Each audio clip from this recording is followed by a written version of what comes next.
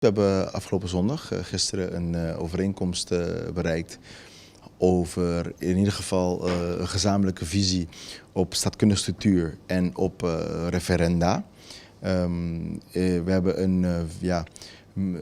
een overeenkomst met 4 hoofdstukken. Het eerste hoofdstuk gaat over onze korttermijnvisie over de staatkundige structuur. Met korttermijn verbeteringen die moeten worden gepleegd in de huidige staatkundige structuur. En hoe wij daar met Nederland in om zullen gaan om dat te bewerkstelligen. En in het tweede hoofdstuk praten wij over de middelangtermijn, onze visie op staatkundige structuur. Hoe wij onze instituten, onze publieke apparaat en onze bevolking gaan verstevigen, gaan investeren in onze bevolking, in ons apparaat en onze instituten, om tot meer interne zelfstandigheid te kunnen geraken. En daarna hebben we een langetermijnsvisie samen vastgesteld, hoe wij zien dat Bonaire naar een meer autonome staat, eiland, gemeenschap zal moeten gaan. Waar wij zien dat het eiland meer eigen bevoegdheid moet krijgen over zijn eigen interne aangelegenheden. En dat natuurlijk dat ontwikkeling naar dat meer autonomie moet gaan op een verantwoordelijke manier met zekerheid, sociale zekerheid, financiële zekerheid, goede financiële publieke financiën en een goede ontwikkeling van onze economie. Dat zijn de kenmerken die wij willen herzien in de autonomie die wij zullen willen ontwikkelen. En om dat te bewerkstelligen hebben wij als voetdocument of onderliggend stuk Food for Thought, de model Lubbers definitie zoals in 1993 voorgesteld door toenmalige premier Lubbers.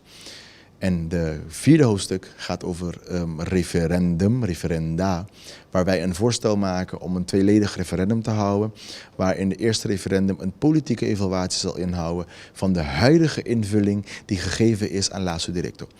De vraag is ook heel simpel, ben je eens met de huidige invulling die is gegeven aan Lazo Directo, waar de bevolking de keus krijgt om ja of nee op te antwoorden. En indien de bevolking ja antwoordt, dan zullen wij verder moeten werken om binnen de invulling die gegeven is zoveel mogelijk beter te maken. Indien de bevolking zegt nee, we zijn niet eens met de huidige invulling van Lazo Directo. Dat betekent dat er automatisch, als meer dan 50%, meer dan de helft van de bevolking, van de kiezers, daarvoor zouden kiezen, zou automatisch een tweede referendum worden gemaakt of worden geïnstitueerd, laten we het zo maar stellen. Waarbij 2 antwoorden mogelijk zijn.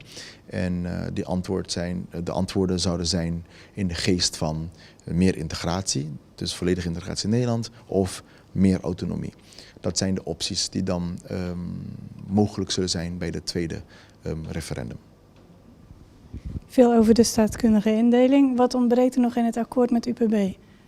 Nou, het is veel over de staatkundige indeling, simpelweg omdat wij we zijn donderdagavond eerste oriëntatieve gesprek met UPB, vrijdag eerste gesprek. We hebben gekozen om de moeilijkste, de heetste kool allereerst uit de vuur te gaan halen en dat was de staatkundige structuur. Daar zijn de grootste verschillen tussen de partijen over.